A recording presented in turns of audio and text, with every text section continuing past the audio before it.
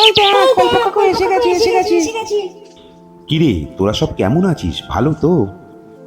হ্যাঁ কাকু, ভালো আছি। আজকে কাকু কি গল্প বলবে?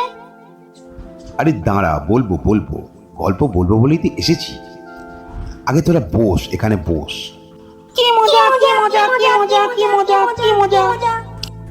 তবে শোন, আজকের গল্পের নাম সৎ ছেলে রবি।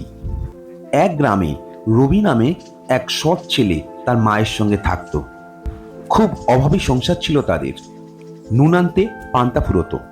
একদিন রবির মা সকালবেলা রবিকে ডেকে বলল, রবি, আজ আমাদের চালটা শেষ হয়ে গেছে, কাল না খেলে চলবে?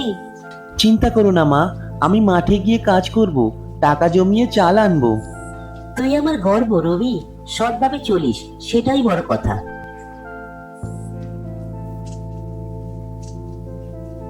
পথে যেতে যেতে রবির দুই বন্ধুর সঙ্গে দেখা হয়ে গেল। কে রে রবি, কোথায় যাচ্ছিস? রবি ও তার দুই বন্ধু কাজের সন্ধানে রাস্তা দিয়ে হেঁটে চলেছে। রবি হঠাৎ করে কিছু একটা দেখে দাঁড়িয়ে পড়ল। কে রে রবি, কি হলো, দাঁড়ালি কেন? এই দেখ একটা থলে, এতে অনেক টাকা আছে। চল ভাগ করে নি। হ্যাঁ, এত টাকা দিয়ে ঘরের খাবার জিনিসপত্র সব কিনতে পারবি। না, এটা তো আমার না, আমি এটা গ্রাম প্রধান বাবুর কাছে নিয়ে যাব। কে জানে কার এত টাকা হারিয়ে ফেলেছে। এই টাকাটি যদি তিনি ফিরে পান তাহলে খুব আনন্দিত হবে, এবং তাতে আমিও খুব খুশি হব। চল চল চল, টাকাটা দিয়ে আসি গিয়ে গ্রাম প্রধান বাবুর কাছে। উনি যার টাকা তাকে ঠিক ফেরত দিয়ে দেবেন। না, তুই যা, পরের পর গিয়ে আমরা কাজে যাই। ঠিক আছে, যা তাহলে তোরা, আমি এই টাকাটা গিয়ে গ্রাম প্রধান বাবুর কাছে দিয়ে আসছি। এই বলে রবি টাকা ভর্তি থলিটি নিয়ে গ্রাম প্রধান বাবুর বাড়ির দিকে রওনা দিল।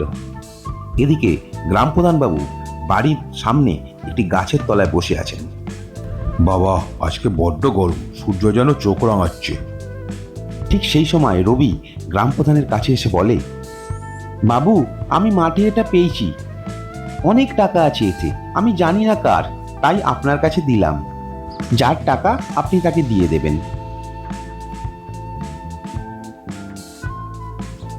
বাহ, তুমি তো খুব সৎ ছেলে, আজকাল এমন মন পাওয়া খুব কঠিন। এমন সময় এক বৃদ্ধ লোক হাঁপাতে হাঁপাতে আসেন। গ্রাম প্রধান বাবু, আমি আমার টাকার থলেটা হারিয়েছি, কিছু কি খবর পেয়েছেন? এই দেখুন, এই থলেটা কি আপনার? হ্যাঁ, এটাই তো সেই থলে যেটার মধ্যে টাকা ভর্তি ছিল, আমি হারিয়ে ফেলেছি।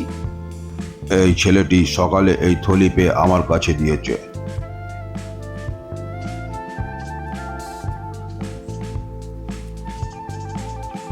বাছা, তোমাকে আশীর্বাদ করি, আমি ভাবতেই পারিনি কেউ এটা ফেরত দিতে পারে।